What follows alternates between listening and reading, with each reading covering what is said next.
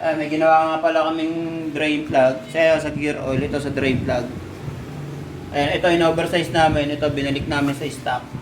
Liligtas namin. Walang tagas.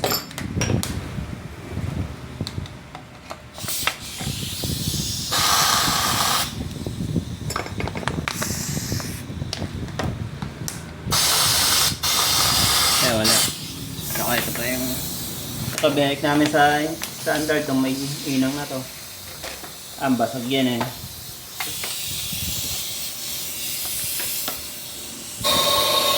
Wala.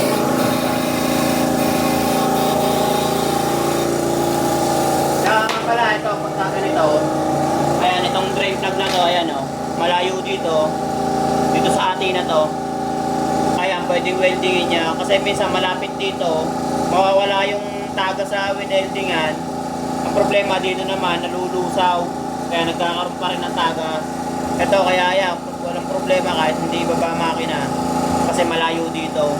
Meron naman yung iba natatanggal yung takip, kaya nababalik natin sa stock. Yun lang po, salamat.